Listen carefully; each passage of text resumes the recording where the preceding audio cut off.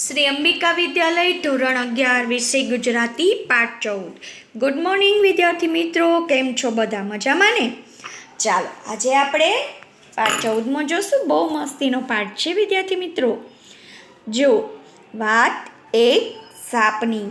હવે આ વાર્તામાં સરસ મજાની જેમના લેખક છે મહેશ યાજ્ઞિક. તો મહેશ યાજ્ઞિકની જે અતિપ્રિય લોકવાર્તા છે એમાંની એક વાર્તા છે કર્મનો સિદ્ધાંત. ભારતીય તત્વચિંતનના પ્રમુખ સ્થાને રહ્યો છે.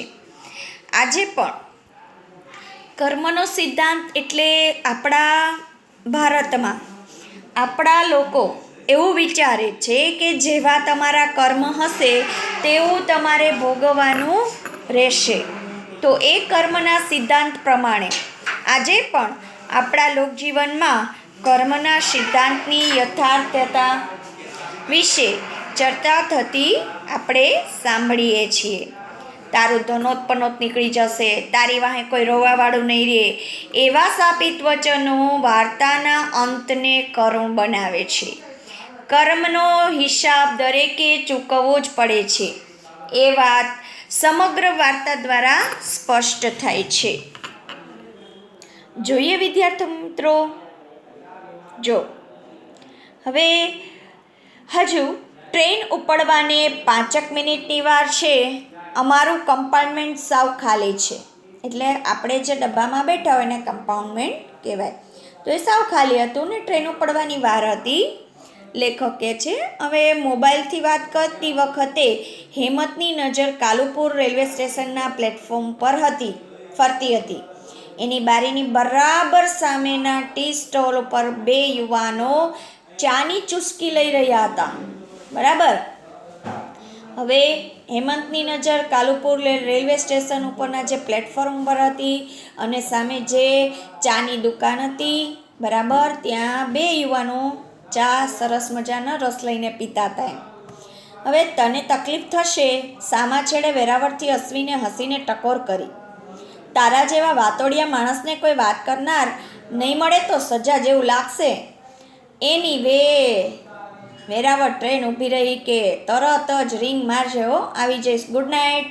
ચાલો, બરાબર. એટલે એનો જે ફોનમાં એના મિત્ર સાથે વાત કરે છે કે ભાઈ તને કોઈ વાત કરવાવાળું મળશે નહીં તો તારું તો તને ગમશે નહીં.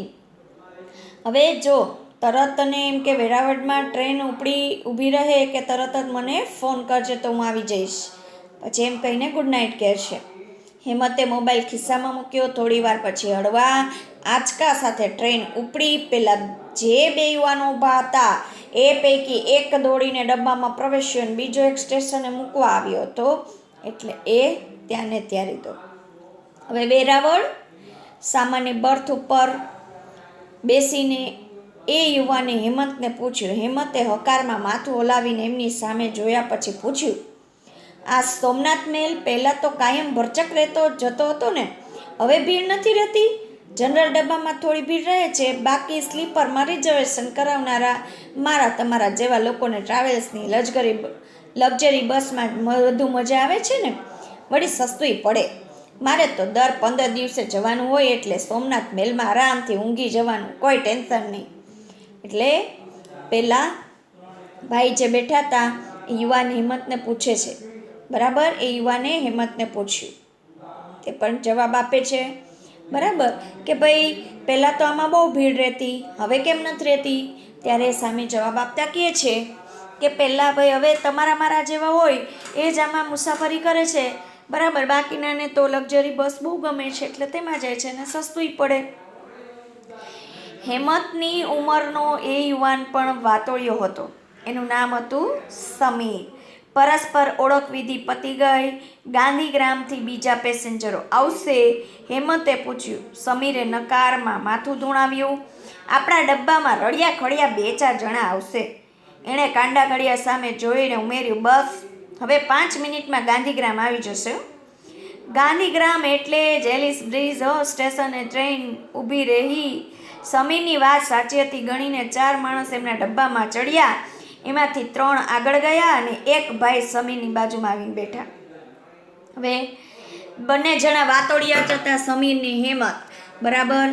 હવે જો એક ભાઈ તેમના ડબ્બામાં આવ્યા, પોતાની નાની સુટકેસ પણ એમણે સીટ ઉપર મૂકી જ અને એના ઉપર જમણો હાથ મૂકીને જાણે થાકી ગયા હોય એમ એમણે આંખો બંધ કરી દીધી. એટલે આવીને નિરાશ જાણે કેમ બેઠા હોય એવી રીતે તે ડબ્બામાં બેસી ગયા. એક જ વખતે એક ભિખારણ આવીને એ ત્રણેયને સામે ઊભી રહી. મેલા ગેલા છોકરાને કાખમાં તેડીને દયામણી નજરે ત્રણેયના સામે તાકી રહી હતી. બરાબર, એવામાં ત્યાં એક ભિખારણ આવી અને માંગતી હતી. તેમની પાસે નાના છોકરાઓ હતા. બરાબર, હવે આ છોકરાઓને પોતે કાખમાં તેડેલી અને ત્રણેય જણા બેઠા હતા એમની સામે દયામણી નજરે કે કોઈ મને આપે એવી નજરથી જોતી હતી. સાહેબ, આ છોકરું સવારનું ભૂખ્યું છે, તે કરગરી રહી હતી, કંઈક દયા કરો. એ કરગરતી હતી અને 8 મહિનાનું બાળક રડતું હતું. બરાબર, હવે ભિખારણને તો ભીખ માગવાની ટેવ હોય કે ભાઈ આ મારું બાળક છે, સવારનું ભૂખ્યું છે, તું મને કંઈક આપો, નીચે ઉતાર. આ રૂટના અનુભવી સમીરે ઊભા થઈને જમણા હાથના અંગૂઠા અને બીજી આંગળીથી ચપટી વગાડીને આદેશ આપ્યો, ફૂટ અહીંથી. બરાબર, એટલે સમીર તો રોજનો હતો ટ્રેનમાં અવર જવર કરનાર. એટલે એણે એમ કીધું કે ભાઈ આ તો તારી રોજની ટેવ છે, ભાગ હાલ અહીંથી. પહેલાં નવા આવેલા નાની સુટકેસવાળા ભાઈએ આંખો ખોલી, પેલી ભિખારણ અને રડતા બાળક સામે જોયું અને પાછી ખિસ્સામાંથી પાકીટ કાઢ્યું. 100 રૂપિયાની કડકડતી નોટ એમણે ભિખારણ સામે લંબાવી. આ નોટ લઈને ફટાફટ નીચે ઉતરી જા બેન, ગાડી ઉપરશે તો તકલીફ પડશે. એમના અવાજમાં થાક હતો. 100 રૂપિયાની નોટ લઈને ખુશખુશાલ ભિખારણ ઝડપથી નીચે ઉતરી ગઈ. બરાબર, એટલે પહેલાં જે ભાઈ હતા સુટકેસવાળા એમણે આ ભિખારણનો અવાજ સાંભળ્યો અને ખિસ્સામાંથી એક નોટ કાઢી અને તેમને આપી દીધી અને પાછું સામે કહે છે કે બેન તું નીચે જલ્દી ઉતરી જા, નકર તકલીફ થશે, ટ્રેન ઉપડી જશે તો. ટ્રેનની ગતિ પકડી ટ્રેને એટલે ઝડપથી ચાલવા લાગી. એ વખતે હેમંત અને સમીર બંનેની આશ્ચર્યચકિત નજર એ ભાઈ સામે હતી કે ઓહો, આ ભાઈએ એમને 100 રૂપિયા આપી દીધા ભિખારણને. 58 થી 60ની ઉંમર હશે એમની, જે ભાઈ સુટકેસ લઈને બેઠા હતા તેમની. ચોરસ ચહેરો હતો, સૂર્યના તડકાથી ઘઉંવર્ણી બનેલી ત્વચા હતી એમની. થોભિયાના વાળ સફેદ, બાકી ભરાવદાર કાળા વાળ, એટલે આગળ પડતા સફેદ વાળ અને બાકી કાળા ભરાવદાર વાળ હતા. ઊંચા 6 ફૂટ ઊંચાઈ જેટલી હશે. આછા બદામી રંગનું સફારી પહેર્યું હતું. એમનું નિરીક્ષણ કરતી વખતે હેમંતની નજર એમની આંખો ઉપર અટકી. તેનું વ્યક્તિત્વ કદાવર અને રૂઆબદાર હતું, એ છતાં એમની વિશાળ આંખો કંઈક વિષાદથી છલકાતી હતી. એટલે કંઈક એમની આંખોમાં દુઃખ રહેલું હતું. એ માણસની આંખોમાં વેદનાનો મહાસાગર ઘૂઘવાતો હોય એવું પહેલી નજરે જ પારખી શકાય. એટલે એ જાણે એના અંદર એક દુઃખરૂપી મહીસાગર ઘૂમી રહ્યો હોય, અવાજ કરતો હોય, તો એના મોઢા ઉપરથી જ પહેલી વારમાં જ જાણી જવાય હતું એમ.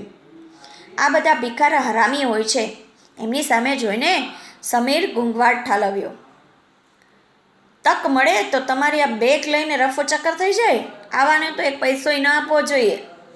બરાબર, એટલે સમીરે પોતાનો ગુસ્સો ઠાલવતા કીધું કે ભાઈ આવાને તમારે આટલા બધા પૈસા આપવાની કોઈ જરૂર નહોતી. બરાબર, હવે આવાને તો એમ કે લાગે ને તો પછી આપણી આ જે તમારી બેગ છે ને એ લઈને ચોરી કરી નાખે. સમીર આક્રમક બનીને બોલતો હતો. એ વખતે હેમંતની નજર એ સજ્જનના ચહેરા સામે હતી. એમની આંખોમાં કંઈક એવું હતું કે જોનારને એ હચમચાવી મૂકે. સમીર તો ઊભો ઊભો ભાષણ આપતો હતો એટલે એને આ બાબતનો ખ્યાલ નહોતો. હેમંતે ઊભા થઈને એના ખભે હાથ મૂક્યો અને એને નીચે બેસાડ્યો. એ વૃદ્ધના ચહેરા સામે નજર પડી કે તરત સમીર પણ મૂંગો થઈ ગયો. બરાબર, એટલે સમીર તો ખૂબ ગુસ્સો કરતો હતો, પણ હેમંતે એને નજર એ સજ્જનના ચહેરા સામે હતી. એમની આંખોમાં કંઈક એવું હતું કે જોનાર જે વ્યક્તિ હોય એને હલબલાવી નાખે આખા. સમીર તો એના ભાષણમાં મસ્ત હતો. બરાબર, પછી એને આ બાબતનો ખ્યાલ નહોતો કે આની આંખોમાં કઈ દુઃખ રહેલું છે. પણ હેમંત ઊભા થઈને ખંભે હાથ મૂકીને એમને નીચે બેસાડે છે. હવે સમીર પણ પેલા વૃદ્ધની સામે જોઈ અને મૂંગો થઈ ગયો. મારી દીકરી વેરાવળમાં જીવન મરણ વચ્ચે ઝોલા ખાય છે. હવે પેલો જે સુટકેસ લઈને પેલો માણસ ચડેલો ને એ વાત કરે છે કે ભાઈ મારી દીકરી વેરાવળમાં જીવન મરણ વચ્ચે ઝોલા ખાય છે. હેમંત અને સમીર સામે જોઈને એ વૃદ્ધે ખુલાસો કર્યો કે શા માટે મેં આ ભીખમાં 100 રૂપિયા આપ્યા એનો ખુલાસો કરે છે. હવે એના રૂંધાયેલા અવાજમાં ભીનાશ હતી. કલાક પહેલાં જ એના સસરાનો ફોન આવ્યો એટલે પાણી પીવાય નથી રોકાયો. 28 વર્ષની મારી દીકરી દાઝી ગઈ છે.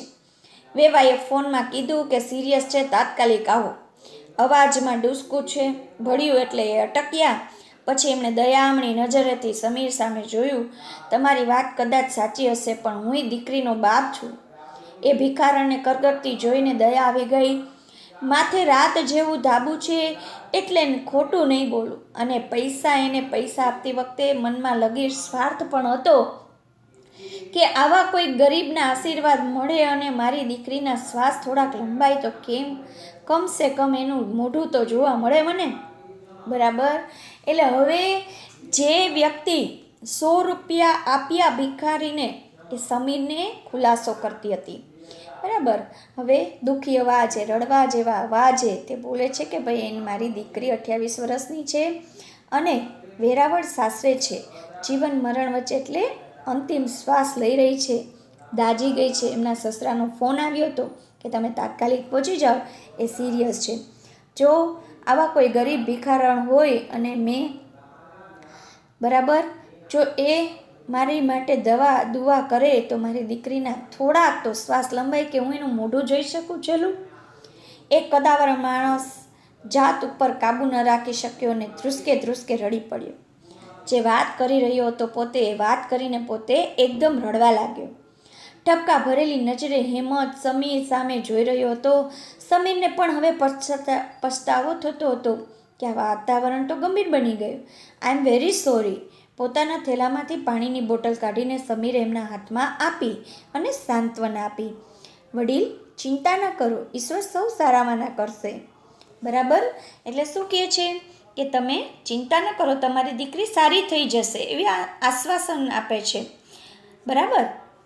હવે થોડુંક એમ કરીને સમીર હળવું વાતાવરણ ઊભું કરે છે. હવે લમણે હાથ મૂકીને ચિંતા મગ્ન દશામાં જ બેસી રહ્યા. સમીરે આપેલી પાણીની બોટલ હજુ એમના હાથમાં જ હતી. એણે પાણી નહોતું પીધું. વડીલ, પાણી. હેમંતે એમના ખભા હાથ મૂક્યો અને પાણી પીવા આગ્રહ કર્યો. બરાબર. સમીરે એમને બોટલ આપી છતાં એ પોતે ચિંતામાં ખોવાયેલા હતા. પાણી પીધું નહીં ત્યારે હેમંત એમના ખભા ઉપર હાથ મૂકીને કહે છે પાણી પી લ્યો અને ધીરજ રાખો. પાણી તો હવે દીકરીનું મોઢું જોઈને જ પીશ. બરાબર. એમને કેમ એમ ચિંતામાંથી મુક્ત થાય. એની દીકરી જ હતી, એકની એક દીકરી હતી અને એ જીવન મરણ વચ્ચે ઝોલા ખાઈ હતી, એટલા માટે પાણી પી શક્યા નહીં. પણ એમ કીધું કે હવે તો હું પાણી પીશ તો મારી દીકરીનું મોઢું જોઈને જ પીશ. તમે તો સમજદાર મુરબ્બી છો.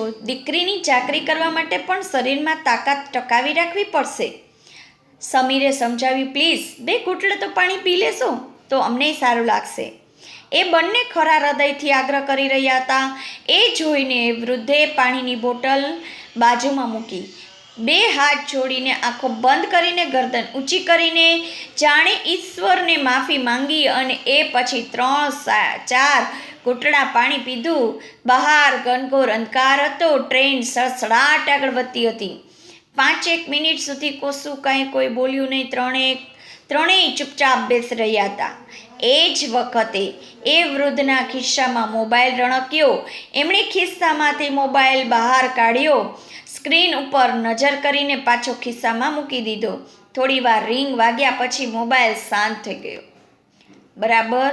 એટલે શું હતું તો કે હવે એમ કહે છે કે ભાઈ પેલો પાણી નહોતો પીતો, પેલો જે વૃદ્ધ માણસ હતો, ત્યારે સમીરે સમજાવ્યું કે ભાઈ પાણી પીવાથી કંઈ નહીં થાય, તમે પાણી નહીં પીશો તો તમારી તબિયત બગડશે, થોડુંક ખાઈ પીશો તો તમારી દીકરીની સેવા ચાકરી કરી શકો. બરાબર. અને છતાં વૃદ્ધે પાણીની બોટલ બાજુમાં મૂકી દીધી અને આંખો બંધ કરીને, ગરદન ઊંચી કરીને ઈશ્વરની માફી માંગતો હોય તેમ 3-4 ઘૂંટડા પાણી પીધું અને પછી ફરી પાછો તે મૂંગો બેસી ગયો. 5 મિનિટ થઈ, 3માંથી એકેય કશું કાંઈ બોલ્યા વિના. હવે એ વૃદ્ધના ખિસ્સામાં મોબાઈલ, પાછો અવાજ વાગ્યો, મોબાઈલમાં રિંગ વાગી અને બહાર કાઢીને સ્ક્રીન ઉપર નજર કરતાં પાછો એને ખિસ્સામાં મૂકી દીધો. થોડીવાર પછી પાછો મોબાઈલ શાંત થઈ ગયો. કોનો ફોન હતો? હેમંતે પૂછ્યું. વેવાઈનો, તેણે ઉત્તર આપ્યો. તો પછી વાત કેમ ના કરી? હિંમત હારી ગયો છું દીકરા, વૃદ્ધના અવાજમાં ધ્રુજારી ઉમેરાઈ. રખેને એ કંઈક એવા સમાચાર આપી દે તો વેરાવળ સુધીનો રસ્તો કાપવાનો પણ ભારે પડે. એટલે કે હવે હું હિંમત હારી ગયો છું. હવે જો આ રસ્તામાં એવો મને સમાચાર કંઈક મળે તો મારો આ રસ્તો ખૂટે નહીં, એટલે મેં એવો ઉપાડ્યો નહીં. બી પોઝિટિવ, ઈશ્વર ઉપર ભરોસો રાખો, વિશ્વાસ રાખો. હિંમત હારીને શો ફાયદો? આપણે કોઈનું કંઈ બગાડ્યું ના હોય તો પછી ખરાબ એવું થશે શા માટે વિચારો છો? સમીરે સમજાવ્યું. મારું મન કહે છે તમારી દીકરીને કંઈ નહીં થાય, 5-6 દિવસમાં હસતી રમતી થઈ જશે. એ વખતે મને યાદ કરજો, બરાબર? એટલે તમે સારું વિચારો, તમારી દીકરીને કાંઈ નહીં થાય, બરાબર? મારું મને એમ કહે છે કે તમારી દીકરી સાજી થઈ જશે અને ત્યારે તમે મને જ્યારે એ હસતી રમતી હોય ને ત્યારે તમે મને યાદ કરજો.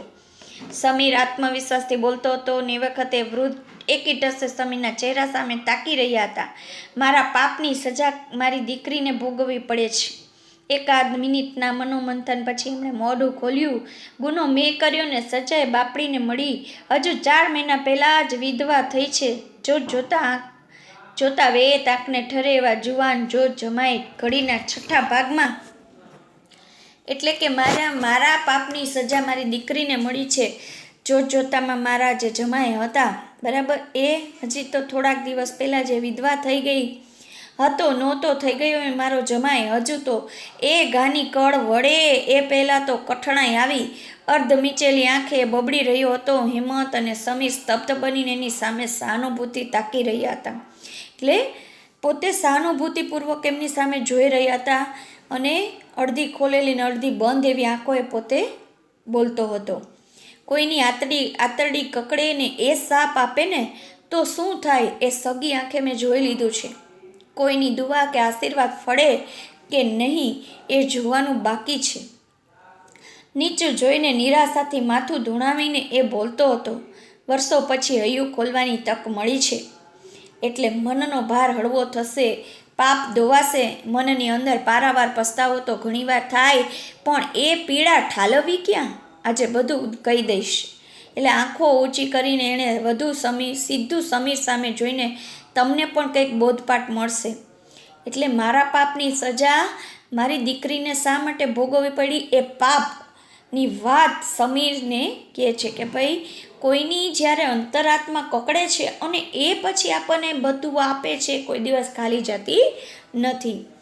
જાણે બારી બહાર અંધકાર વચ્ચે ભૂતકાળના દ્રશ્યો દેખાતા હોય એટલે સામે જોતો હોય એને બધું દ્રશ્ય ત્રાજું હોય એવું લાગતું હતું. હવે રમણીક મારું નામ છે. અત્યારે 61મું ચાલે છે. 24 વર્ષની ઉંમરે ફોરેસ્ટ ઓફિસરની નોકરી મળેલી. ફોરેસ્ટ અધિકારી હતા પોતે. અત્યારના શરીર ઉપરથી એ વખતે મારું શરીર કેવું હશે એની કલ્પના કરી શકો છો તમે, કે ભાઈ મારું શરીર કેવું હશે ત્યાંના સમયમાં. અત્યારે પણ આવો છું તો હોદ્દો અને સત્તાનો નશો અને ગધા 25ની ઉંમર એટલે વાત ન પૂછો. એટલે યુવાન અવસ્થા કહેવાય એટલે ગધા 25, ગધેડા જેવા એમ કહેવાય. લગ્ન થયા પહેલાં ખોળે દીકરો અને બીજી આ દીકરી, બરાબર? એટલે લગ્ન થયા પછી મારે એક દીકરો અને દીકરી હતા. એ વખત વધઈમાં મારું પોસ્ટિંગ થયેલું, એટલે વધઈ સ્થળનું નામ છે, ત્યાં મારું પોસ્ટિંગ થયેલું, એટલે ત્યાં નોકરી કરવાની આવી હતી. સરસ મજાનો સરકારી બંગલો હતો, નોકર ચાકર હતા અને 7ના 2 નંબરના ધંધાની મબલક કમાણી પણ હતી મારે. એટલે સારું એવું ચાલતું હતું અમારે. એટલે ખરા અર્થમાં આકાશમાં ઉડતો હતો, એટલે હું ઉપર ઉડતો હતો. ધાક જમાવવા માટે જીપ લઈને રાઉન્ડમાં નીકળું અને એ વખતે જાણે વધઈના જંગલનો હું મહારાજો હોઉં એવો વટ રાખતો હતો. એટલે અભિમાન હતો મને. બારી સામે જોઈને ધીમા અવાજે બોલતો. એટલે જ્યારે બારી સામે હું જોઉં ત્યારે ધીમા અવાજે બોલતો. દીકરો 3 વર્ષનો હતો અને દીકરીનો પહેલો જન્મદિવસ હતો. રાત્રે મેં બંગલે પાર્ટી રાખેલી હતી અને એ અગાઉ બપોરે હું રાઉન્ડમાં નીકળ્યો હતો. ડ્રાઈવર જીપ ચલાવતો હતો અને ઢોળાવવાળા રસ્તે મારી નજર શિકારી કૂતરાની જેમ ચારે તરફ હતી. બધે નજર ફેરવતો હતો. જ્યારે રાઉન્ડ મારવા નીકળ્યો ત્યારે લાકડાનો ભારો લઈને જતા બે શ્રમજીવી દૂરથી દેખાયા એટલે જીપ એ તરફ દોડાવી. પહેલાં બંને ઢાળ ઉતરીને ભાગ્યા અને એ જોઈને હાથમાં ચાબુક લઈને હું નીચે ઉતર્યો. આખું દ્રશ્ય જાણે અત્યારે આંખ સામે દેખાઈ રહ્યું હોય એમ એ બોલતો હતો.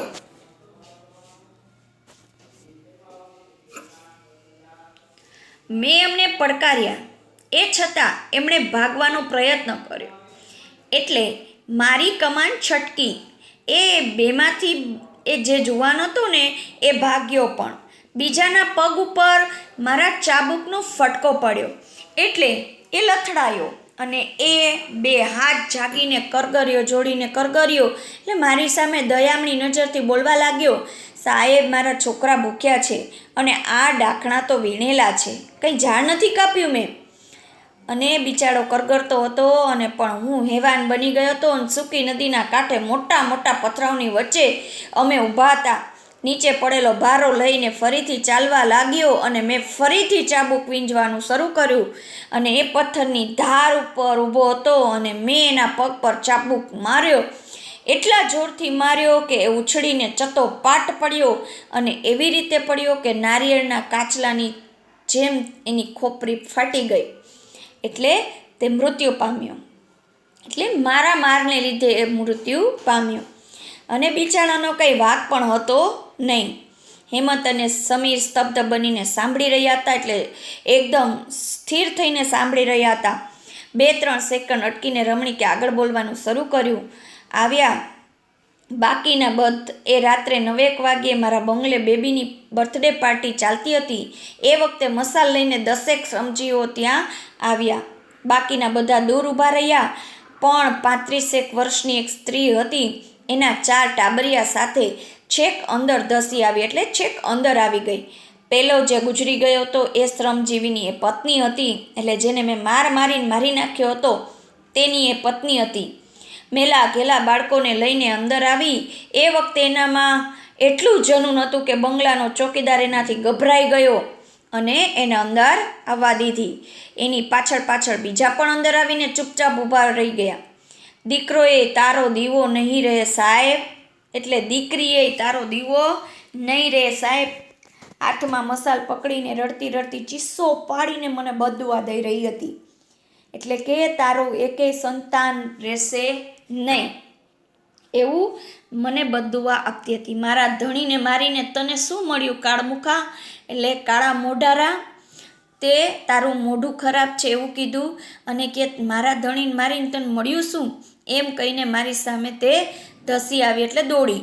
બધા મહેમાનો સ્તબ્ધ બનીને ઊભા હતા અને એ સ્ત્રીની સાથે આવેલી બીજી 2 સ્ત્રીઓએ મળીને મહાપ્રયત્ને એના હાથમાંથી મસાલ તો જૂટવી લીધી પણ એની જીભને રોકવાનું કોઈના માટે શક્ય હતું નહીં.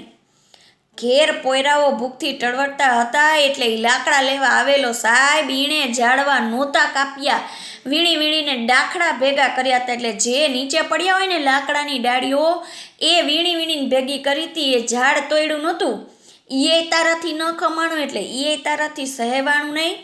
મારી હિસાબે હાથ લંબાવીને ચીસો પાડીને બોલતી હતી, તે ઈને મારી નાખ્યો મુઆ રાક્ષસ, તું તો રાક્ષસ જેવો છે ને એમાંય તે એને મારી નાખ્યો. ઉપરવાળાના ચોપડા બધું લખાશે કાળમુખા, એટલે તારા કરમની સજા તને મળીને જ રહેશે. યાદ રાખજે, એ હિસાબનું પાનું એક દી ઉઘડશે ને ત્યારે મને યાદ કરજે કે તારા ચાબુકનો અવાજ આવે છે પણ ઉપરવાળાની લાકડીનો અવાજ આવતો નથી. રોઈને તારી આંખના પાણી ખૂટી જશે એવો દાડો આવશે ત્યારે તું મને યાદ કરજે કે આ ભયાનક જનૂનથી એ રડતી બોલતી હતી કે મારી નાખ્યો મારા ધણીને, એ તો ગયો પણ હવે આ જિંદગી અમને પાંચેયને કોણ ખવડાવશે મુવા પાપિયા. હવે ખટારાના ખટારા ભરીને લાકડા લઈ જાય એ નથી દેખાતું ને ગરીબને કાયદો દેખાડો છો મુવા રાક્ષસ. તારી સરકારને આંખો નથી બળી પણ ઉપરવાળીને બધુંય દેખાય છે, ન્યાય કરશે. તારું ધનોત નીકળી જશે, તારી વાહે કોઈ રોવાવાળું રહેશે નહીં.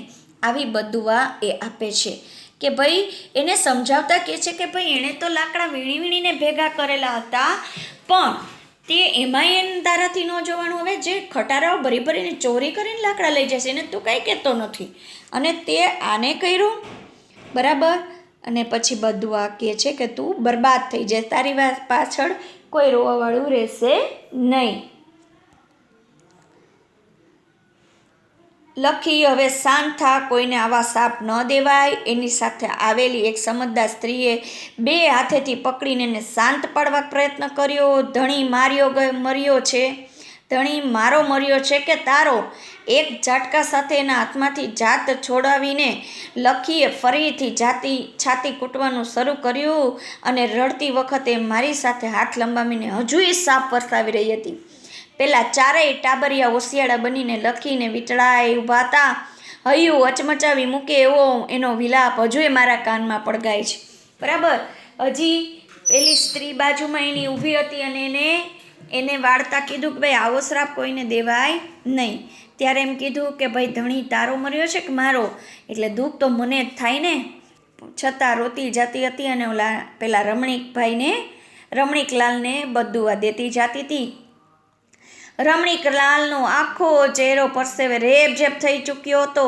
2 હાથ વચ્ચે માથું પકડીને ફાટી આંખે બારી બહાર તાકી રહ્યો હતો. એક શ્વાસે આટલું બોલ્યા પછી 1.5-2 મિનિટ સુધી વાતાવરણમાં સ્તબ્ધતા છવાયેલી. એટલે પાછા એ મૂંગા બેસી ગયા હતા રેલવેના ડબ્બામાં. પરસેવે રેબઝેબ થઈ ગયા. વળી પાછો માથે હાથ મૂકી અને માથું પકડીને બેસી ગયા. કકડતી આંતરડીએ લખીએ જે સાપ આપેલો એ ભોગવી રહ્યો છું. રમણીકલાલનો અવાજ સાવ ઢીલો ઢસ થઈ ચૂક્યો હતો. 5 વર્ષ અગાઉ શ્રીમતીને હાર્ટ એટેક આવ્યો અને વિદાય લીધી. દીકરો એન્જિનિયર થઈને અમેરિકા ગયો હતો એ વર્ષ પહેલાં, અને ત્યાં આંતરડાનું કેન્સર થયું ને હું ત્યાં ગયો. એની સારવારમાં બધી કમાણી સાફ થઈ ગઈ, પણ એ બચ્યો નહીં. સારું ઘર જોઈને દીકરીને વેરાવળમાં પરણાવી હતી. 4 મહિના પહેલાં જુવાન જોધ જમાઈ ફાટી પડ્યો, એક્સિડન્ટમાં એ ગુજરી ગયો. એટલે આ ઇન્સ્યોરન્સના 50 લાખ રૂપિયા દીકરીને મળવાના હતા.